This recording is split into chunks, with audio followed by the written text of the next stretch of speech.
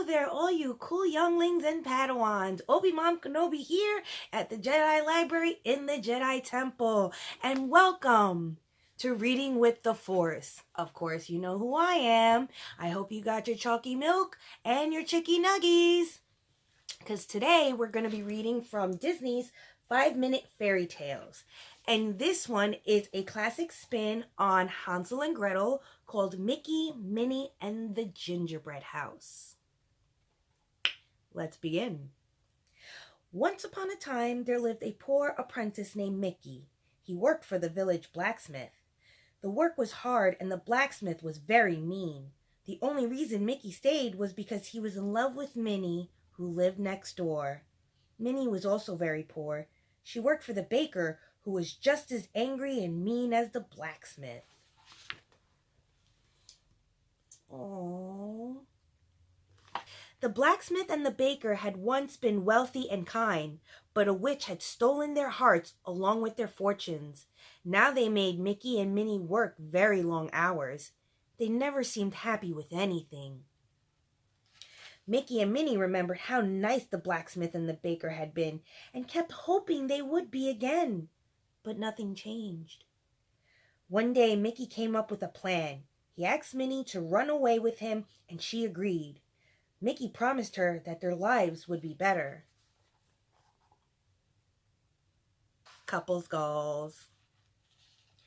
That night, Mickey and Minnie stole away from their homes. They trudged through the forest for hours and hours. They were very tired and very hungry.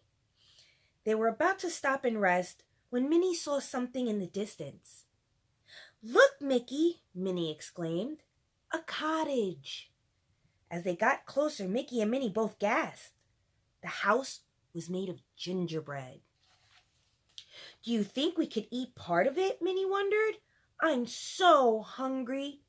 "Sure," said Mickey, tasting a piece of the windowsill. It was made of sugar. He eagerly took another bite. Then the cottage door squeaked open and a smiling old woman stepped out. Come in, you must be tired and hungry," she said kindly, ushering them in with a warm, friendly smile. That night, the old woman made the most wonderful meal the two apprentices had ever tasted. There was turkey and fresh vegetables, followed by all sorts of cakes and pies. As soon as they were done, she gave them seconds. And as soon as they had finished those, she gave them thirds. The enormous meal made their stomachs full and happy, and their eyelids grew heavy and tired. "You must be sleepy," the old woman said. "Won't you please be my guests and rest here tonight?" She took them up to a cozy bedroom and tucked each of them into a comfortable bed. Before they knew it, Mickey and Minnie were fast asleep. It's them eating all that food. But as soon as Mickey woke up the next morning, he knew something was very wrong. He was locked in an iron cage, and Minnie had been put to work mixing dough in the kitchen. The old woman who had seemed so gentle the night before had become bitter and cruel. She wagged a finger at Mickey and cackled. "Once I fatten you up, you will make a tasty pie." Mickey couldn't believe it. The woman had tricked them. She was really a mean old witch. Look at that. Ooh. "Get to work. Knead the dough," the witch yelled at Minnie. Then, as soon as Minnie was finished, the woman ordered her to do something else. "Light the oven," she hollered. Minnie had never done that before. The baker always lit the oven herself, she told the witch. "Ah, yes, the baker," the old woman said, laughing.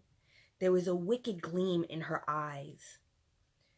"Do she and the blacksmith miss their fortunes and their hearts very much?" she asked.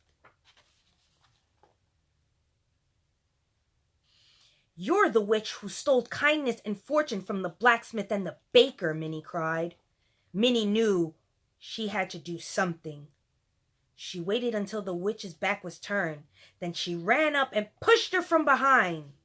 The witch fell into the cold oven, and Minnie quickly slammed the door. Minnie hurried to free Mickey, and together they shoved the table up against the oven door.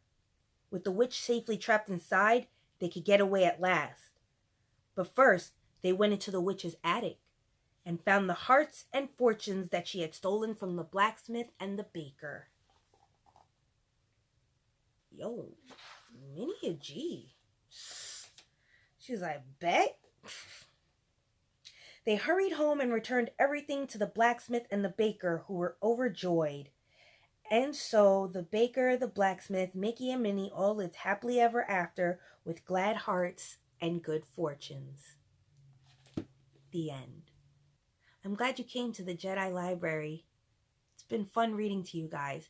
And I'll be back at 7 p.m. Eastern Standard Time here at the Jedi Library in the Jedi Temple to read another story just for you all. I'm Obi-Mom Kenobi, and thank you for coming for Reading with the Force. I'll see you on my next video, and may the Force be with you.